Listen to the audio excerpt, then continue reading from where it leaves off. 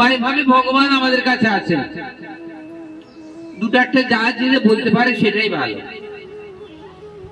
কয়ভাবে ভগবান আমাদের কাছে দেখা দিয়েছেন বলতে পারছে না কেউ, অতি সহজ কথা। কয়ভাবে, এই যে ভগবানের একটা গ্রন্থ আছে, তাহলে গ্রন্থরূপে কে? গ্রন্থরূপে ভগবান কৃষ্ণ সাক্ষাৎ ব্রজন্য নন্দন গিরিরাজ। হোয়াইট কাটা হয়েছে, কটা বলতে পারবে না কেউ? মাইক্রোফোনে বলো না, তোমরা তো অনেক প্রশ্ন উত্তর করো, তাই এই কথা বলতে পার। তাহলে দুই গেল। আর তার প্রসাদে ভগবান কৃষ্ণ সব সময়, তাহলে তিন হলো। তার শাস্ত্র কটা হলো? চারটে হয়েছে। আর ভগবান গুরু রূপে সবার অন্তরে আছে, কিন্তু বলতে অনুষ্ঠান করছি এখানে সদানন্দ বাবাজি মহারাজের ভাগবত অনুষ্ঠান।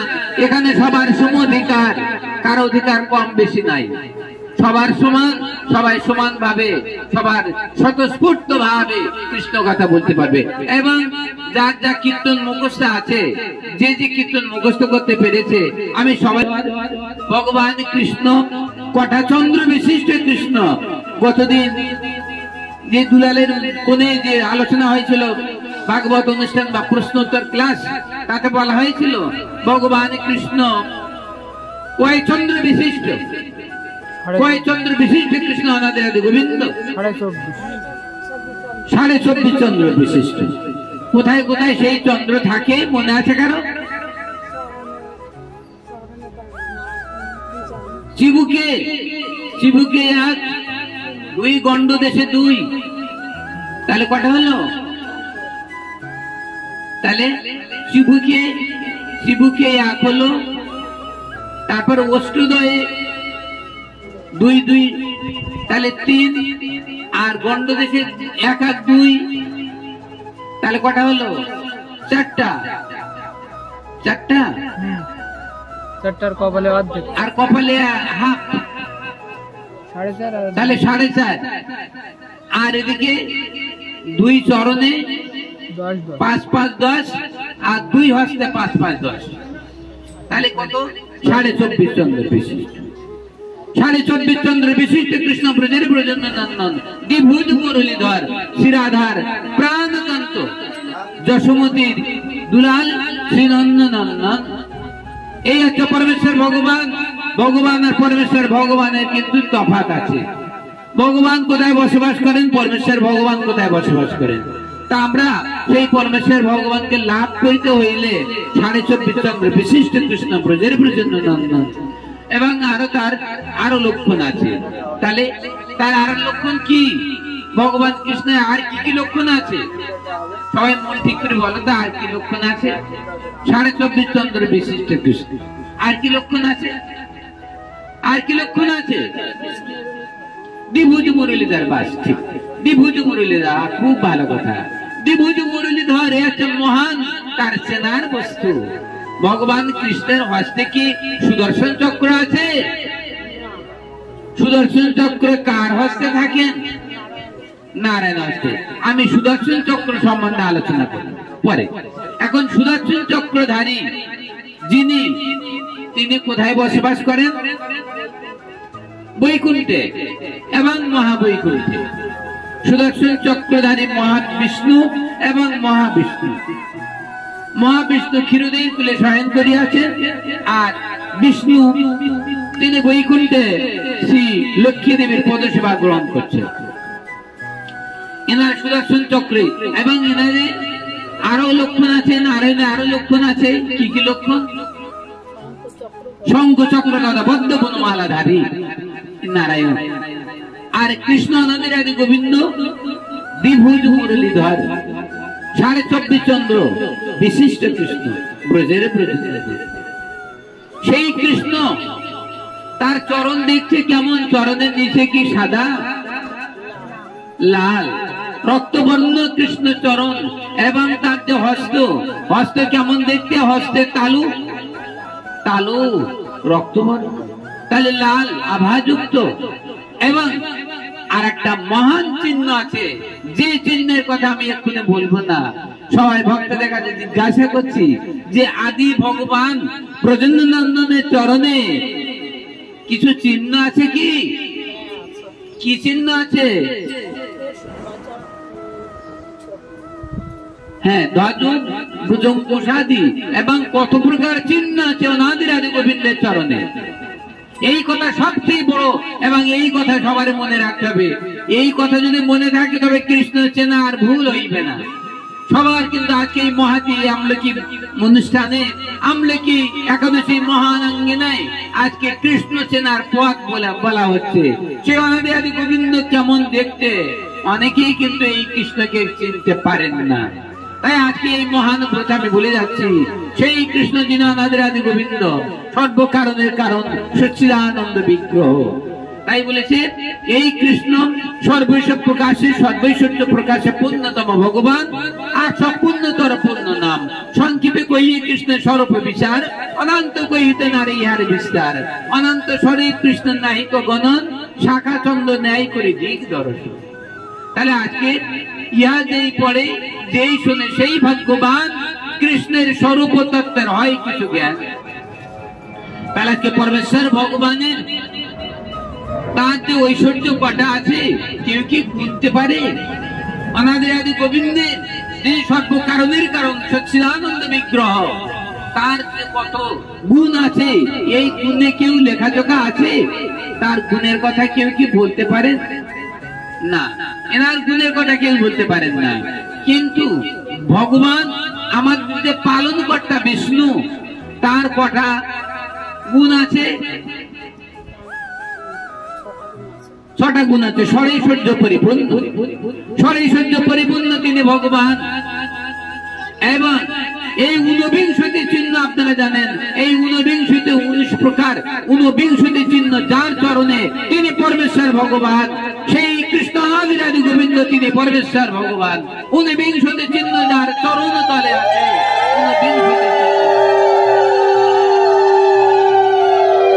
49টি চিহ্ন যার চরণ তলে আছে তিনি পরমেশ্বর ভগবান। তার উপর আর কেউ ভগবান নয়। যদি আপনারা মনে করেন একটা চিহ্ন আছে, 49টি দরকার হবে না, এই একটা চিহ্ন, ধ্বজ, ভুজঙ্কুশাদি, মীন, চক্র, শঙ্খ, গদা, পদ্ম, যে কোনো একটা চিহ্ন চরণ তলে আছে মাত্র।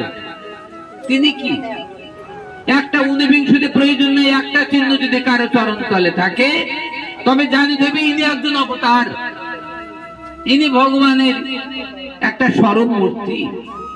একটা চিহ্ন যদি যার চরণ আছে সে ভগবানের স্বরূপ মূর্তি। আর 49টি চিহ্ন যদি ভগবান চরণে থাকে, আপনারা এই তিনি সংসারের মাঝে একটা পরীক্ষা আমি করতে চাচ্ছি সবার কাছে, যে এই 49টি চিহ্ন কার কার চরণে আছে? 49টি চিহ্ন কার কার চরণ তলে আছে? পরমেশ্বর ভগবান সে কে?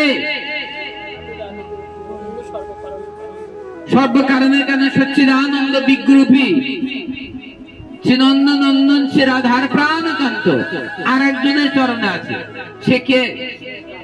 না, 49টি চিহ্ন রাধারানীর চরণে থাকতে পারে না। আর একজন কে, যাকে আমরা পরমেশ্বর ভগবান বলি। আমি পরীক্ষা করতে সবাইকে কার কেমন ব্রেন আছে, সবার কিন্তু জানা আছে, আজকে বলতে সাহস পাচ্ছে। আর একজন ব্যক্তি আছেন যার চরণে 49টি চিহ্ন আছে।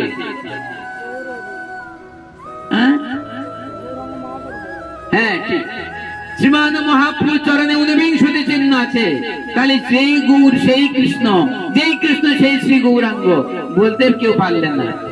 তাহলে আজকে এখানে সেই রাধা গোবিন্দ মিলিত তনু, সেই গৌর সিন্ধর, তাহলে তার চরণে 49টি চিহ্ন আছে। তিনি পূর্ণ ব্রহ্ম সনাতন। তাহলে এটা সহজ প্রশ্ন, খুব হিসাব করে এবং খুব গভীর ভাবে উত্তর প্রদান করিতে হইবে। এবং অগ্র পশ্চাৎ সমস্ত সব স্বর্গমর্ত পাতাল সব চিন্তা করা হয়ে যায় মুহূর্তের মধ্যে, উত্তর ভগবান সাক্ষাৎ এনে দেবেন। এই জন্য আমি এই যে প্রতি রবিবারে ক্লাস শুরু করিয়াছি। আপনারা জানেন প্রতি রবিবার আমরা আমরা কেমন ভাবে চিনতে পারবো? অনন্ত কৃষ্ণ এসে আমাদের কাছে হাজির হতে পারেন, তা আমাদের কৃষ্ণ কেমন দেখতে কে বলতে পারবে? কেমন দেখতে? তোমাদের যার যা জানা আছে তা বলো না। কৃষ্ণ দ্বিভুজ মুরলীধর সত্য, কিন্তু কেমন দেখতে?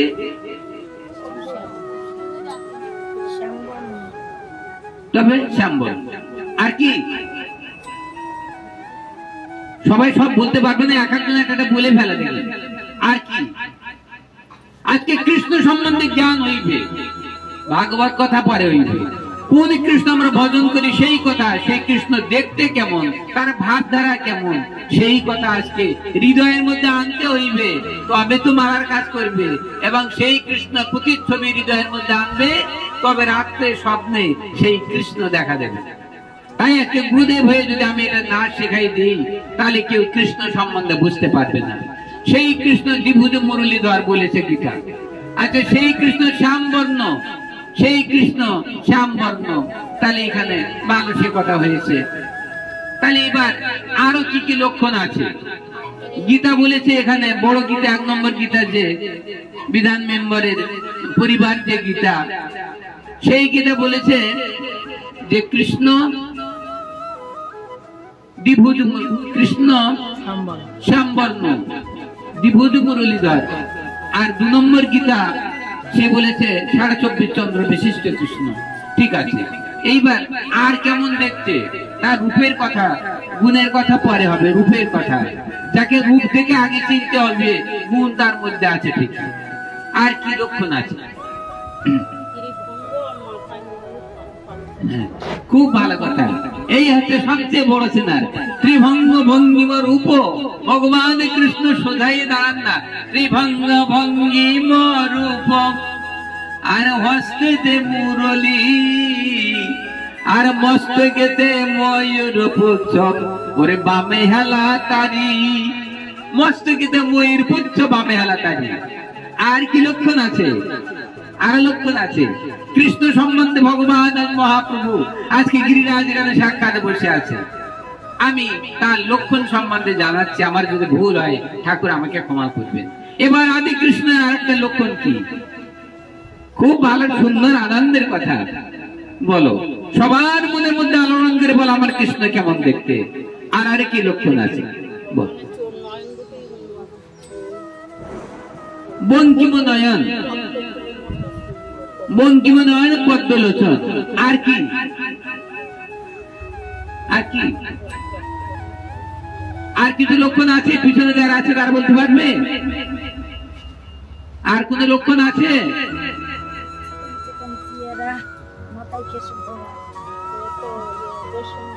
আর কি চেহারা আছে? মোটা কম বেশির কথা এখানে চেহারা না, ভগবান কৃষ্ণ সব রকম রূপ ধারণ করতে পারেন। কি একটা লক্ষণ আছে, যে লক্ষণটা সর্বশ্রেষ্ঠ প্রজন্য নন্দন, সেই লক্ষণ দেখলে জানবেন এই প্রজন্য নন্দন কৃষ্ণ। বলো কি লক্ষণ আছে? বলো, সন্ধ্যা বলো, ভাই সুচিত্রা বলো, বলো কে বলতে পারে কি লক্ষণ আছে? আর তোমরা তো সবাই কৃষ্ণ ভজন করে, কৃষ্ণ চরণে তুলসী দাও, বলো সেই কৃষ্ণ রাধে গোবিন্দ, সেই কৃষ্ণ দেখতে কি? আর একটা চেহারা কি আছে?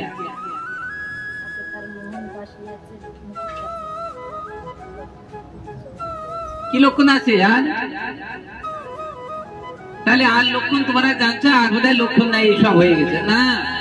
ধরা চূড়া মোহনবাসী সেই বেনুকর, না ধরিলা কলি যুগে এ গৌরাঙ্গ সুন্দর। আমার পদের মধ্যে আমি লিখে আছি ধরা চূড়া মোহনবাসী, সেই ধরা চূড়াধারী কৃষ্ণ। সেই ধরাটা কোথায় থাকে? তার কোমরে একটা কাপড় বাঁধা আছে, এরকম সেই কোমরের বেষ্টন করা, কোমর বেষ্টনী বলে, তাকে ধরা বলে। ধরা চূড়া মোহনবাসী সেই বেনুকার, না ধরিলা কলি যুগে গৌরাঙ্গ সুন্দর। তাহলে আজকে কৃষ্ণ ধরা চূড়া মোহন বংশীধারী 24.5 চন্দ্র বিশিষ্ট কৃষ্ণ ব্রজের ব্রজ নন্দন।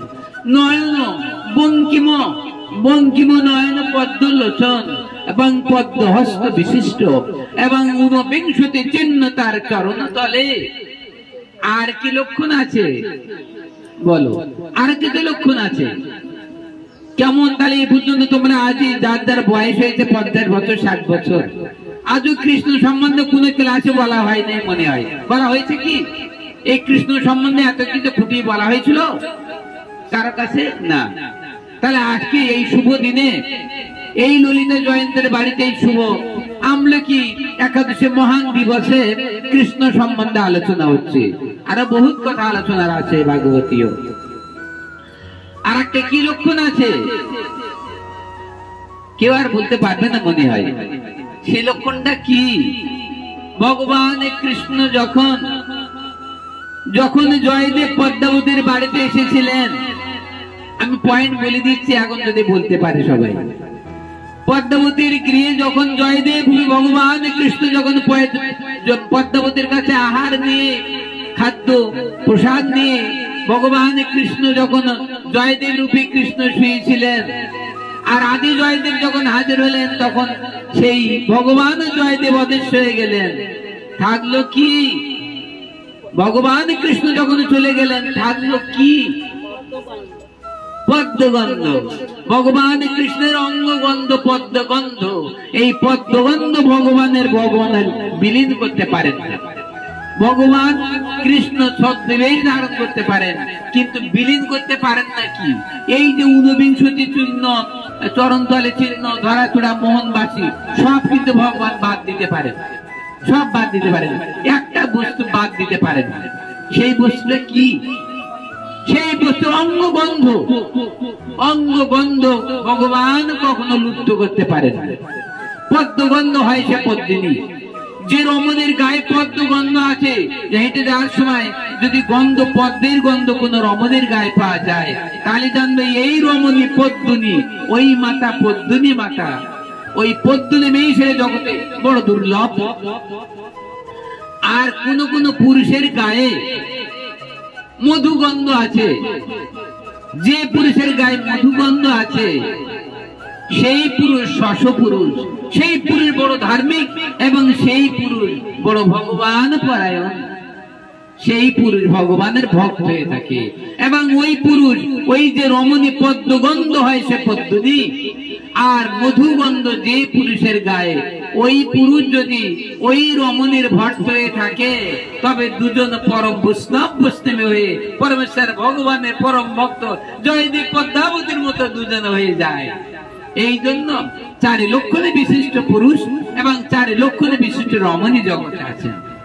আমি সেই চ্যাপ্টার এখন যাচ্ছি না, তা যাক আপনারা শুনে রাখলেন। পদ্মিনী পদ্মগন্ধ হয় সে পদ্মিনী, আর মধুগন্ধ যদি কোনো মেয়ের গায়ে থাকে অঙ্গে তবে সে চিত্রাণী। চিত্রাণী এরকম পদ্মিনী মেয়ের মতো এরকম পবিত্র হয়। তার আর 2 মেয়ে আছে শঙ্কুনি হস্তিনী, তাদের কথা আমি আর বলার প্রয়োজন নাই। সে ভয়ঙ্কর তাদের স্বভাব, ভয়ঙ্কর তাদের অঙ্গগন্ধ।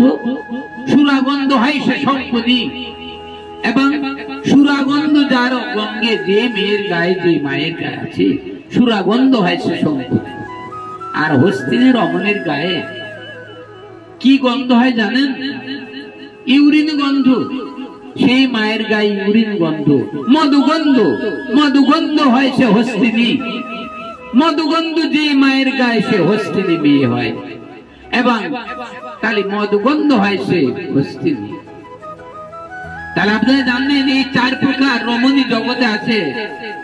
মধুগন্ধ, পদ্মগন্ধ, মধুগন্ধ আর সুরাগন্ধ হয় সে শঙ্কুনি।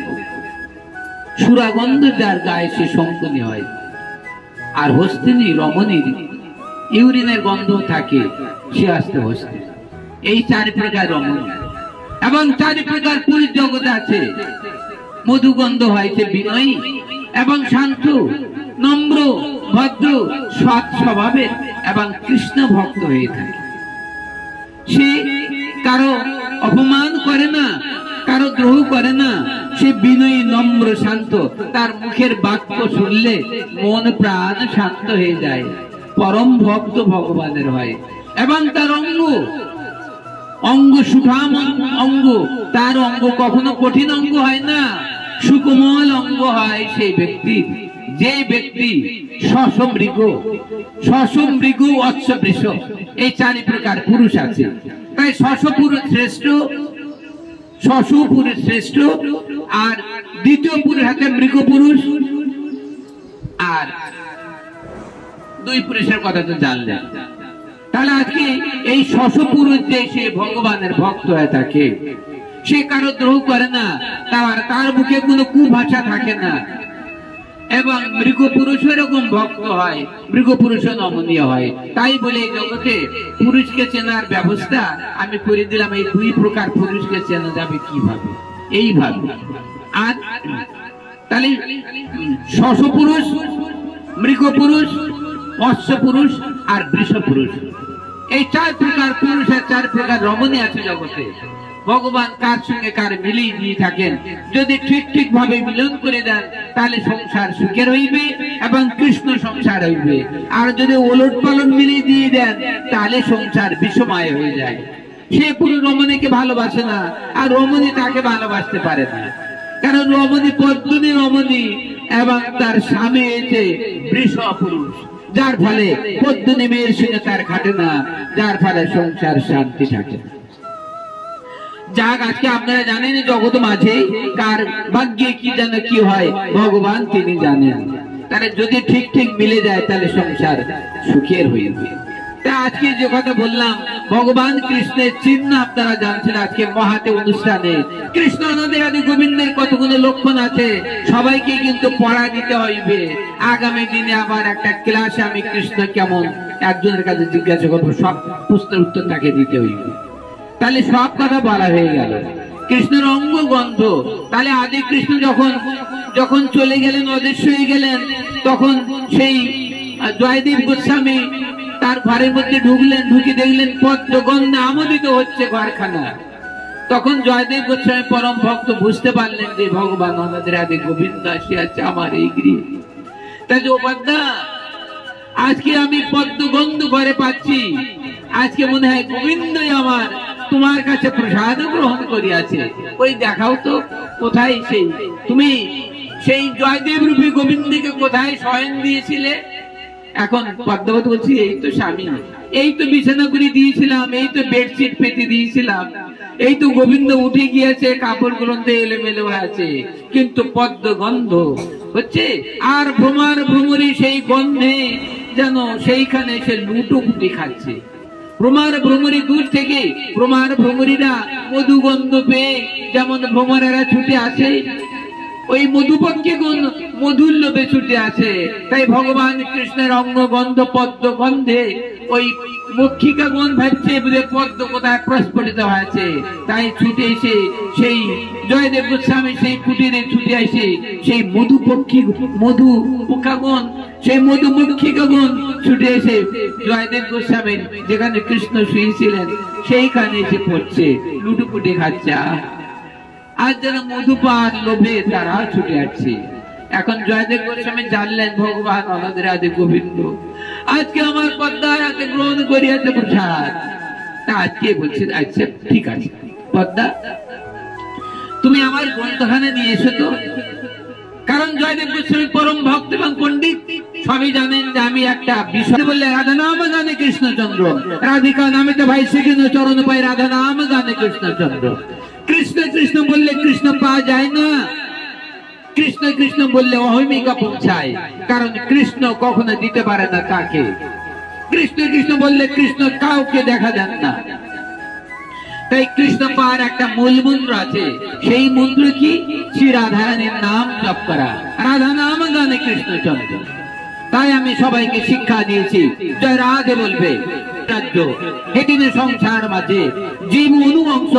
আজকে ভগবানের বিভু চৈতন্য আর জীব অনু চৈতন্য, ভগবান কৃষ্ণ থেকে আমরা আসিয়াছি, আমরা কেউ অন্য কাছে আসে নাই। আমাদের সেই বিভু চৈতন্য থেকে আমরা অনু চৈতন্য জীব।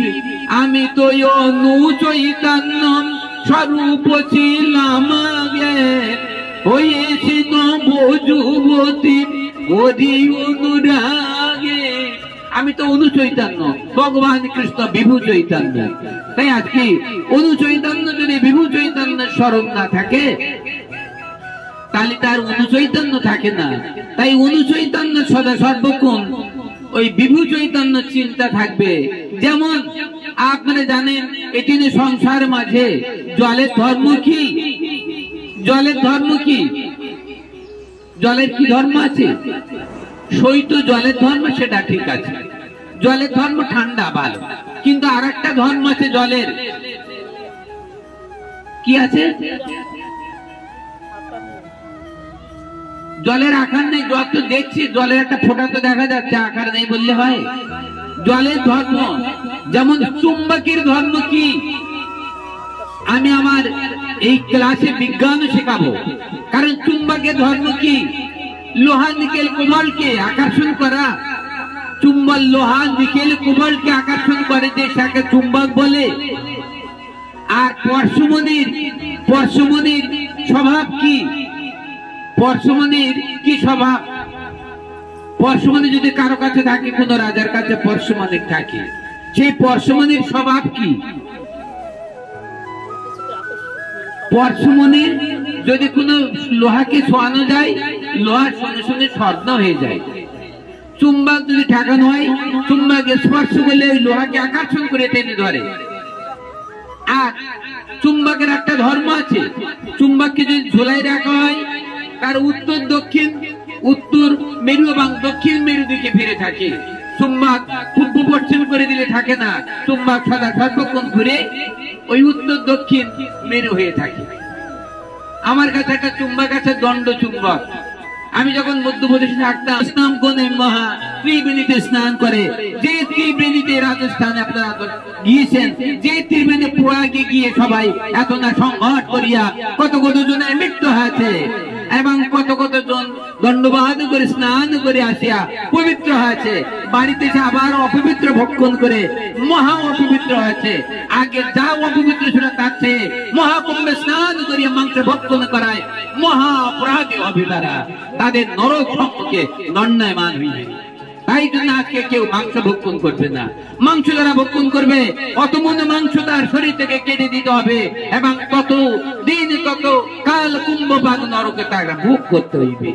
মাংসের শোধ মাংস দিতে হইবে, রক্তের শোধ রক্তে দিতে হইবে। তাই বৈষ্ণবের ভগবান বলিয়াছেন নিরামিষ ভোজনের কথা, মাংস যত খাবে তত মাংস শরীর থেকে দিতে হইবে। তাহলে আজকে যারা মাংস ভক্ষণ করবে, তাদের মাংস দেওয়ার জন্য দুম্বা এবং বিভিন্ন মাংস দেওয়ার জন্য এরকম শরীর নিয়ে আসতে হইবে। আর তাকে কেটে কেটে আবার আরেক শ্রেণীর আসলত্ব প্রাপ্ত মানুষ আছে, তারা কেটে খেয়ে ফেলে। আজকে আপনি মাংস খেয়ে যাবেন, কালকে আপনার কেটে খন্ড খন্ড করে আপনাকে ভাসিয়ে দিবে নর্মদার জলে। তাই জন্য কেউ আর মাংস ভক্ষণ করবে না। মাংস বুঝে যারা, তারা মহাদাম্ভিক এবং মহাপরাধী, ভগবানের তারা ভক্ত হতে পারে না। কারণ নিরামিষ ভুজি ভক্ত কখনো সহজেই মৃত্যু হয় না। আর যারা মাংস বুঝে, তারা বিভিন্ন জরা ব্যাধি, বিভিন্ন সংক্রামিত ব্যাধি, এইডস রোগ এবং বড় যে রোগ আপনার সম্মুখে, টিবি ইত্যাদি যা বড় রোগ যা দেখতে পাচ্ছেন, ক্যান্সার আদি, ওই সব মাংসভোজী ব্যক্তিদের ক্যান্সার হয়ে থাকে। বৈষ্ণব যারা নিরামিষ ভোজী, তাদের ক্যান্সার খুবই কম হয়। কারণ হয় না বললেই হয়, কারণ যারা নিরামিষ ভোজন করেন তাদের বড় রোগ হয় না। রোগ সব আমিষ ভোজী, নিরামিষ ভোজী যারা না, যারা আমিষ ভোজী নয়, যারা পরীক্ষা করেন রোগ দিয়ে, যে আমার ভক্ত কেমন, রোগ দিয়ে পরীক্ষা করেন, শোক দিয়ে পরীক্ষা করেন ভগবান। তাই যাবত জন্মর অপরাধে হইল ভোর, করে নিষ্কপটে না ভজিনে তোমা, তথাপি তুমি সে পতি, তথাপি তুমি সে গতি, তুমি প্রভু মোহে নাই উপেক্ষিবা। যাবত জন্মর অপরাধ হইল ভোর, নিষ্কপটে না ভজিনে তোমা, তথাপি তুমি সে পতি, তথাপি তুমি সে গতি, তুমি কবু মরে নাহি উপেক্ষিবা। আজকে আমরা সবাই অপরাধ বুঝলাম, তাই জন্য আমরা জানিয়া শুনিয়া ভোজ সাধু শাস্ত্র মতো যজু। আজকে থেকে আমরা সবাই নিরামিষ ভোজন করব এবং শ্রীমান মহাপ্রভুর সাধন করব, একত্রে ব্রত করব। দেখি আমার কি করে মৃত্যু হয়। তাহলে আজকে আমরা ভগবানের প্রসাদ যদি পাই, তাহলে আমাদের দীর্ঘায়ু হয়। তাহলে ভগবানের প্রসাদ পেলে দীর্ঘায়ু হয়, শাস্ত্রে লেখা আছে। আর অপ্রসাদ যারা ভক্ষণ করেন, তাদের তাদের মৃত্যু খুব সাংঘাতিক, নিকটে নিকটে এসে যায়। তাই বলে আজকে প্রসাদ ভোজী ভক্তগণ কত না দীর্ঘদিন বাঁচেন, এবং মৃত্যুর পরে ভগবান তাদের বৈকুণ্ঠ লেখে ভগবান তার গোলক ধামে নিজ ধামে নিয়ে যান যারা প্রসাদ ভোজী ভক্ত। তাই আজকে মৃত্যুর সময় আমাদেরকে কৃষ্ণ আমাদের আসবেন, আমাদের দেখা দেবেন। তাই আজকে কৃষ্ণ সম্বন্ধে আলোচনা হইল, যে কৃষ্ণ কেমন দেখতে সেই কৃষ্ণ সম্বন্ধে সবার জানা হয়ে গেল। এবার সবচেয়ে একটা বাকি ছিল, সেই বাকিটা কি? কৃষ্ণের আর একটা অঙ্গ আছে, সেই অঙ্গটা দেখলেই, সম্মুখে দেখলেই জানা যায়নি কৃষ্ণ। সে কি? এই কথা কেউ উত্তর দিতে পারবে না। কৃষ্ণের আর একটা চেনার একটা ভঙ্গি আছে, সেটা কি? সহাস্য বদন। কৃষ্ণের বদনে কখনো রুষ্ট ভাব থাকে না, সহাস্য বদন কমল লোচন। এবং সেই সহাস্য বদন ভগবান কৃষ্ণের ধরাচূড়া মোহন মাসি ত্রিভঙ্গ ভঙ্গিম রূপ। আর একটা লক্ষণ আছে, সে লক্ষণটা কি? বামে শ্রী রাধা রানী শোভিতা। তাহলে রসরাস মহাভাব ত্রিভুজ মুরলীধর, শ্রী রাধা রানী বামে শোভিতা। এই কৃষ্ণ ভগবান আমাদের আদি গোবিন্দ, তাকে আমরা ভজন করবো।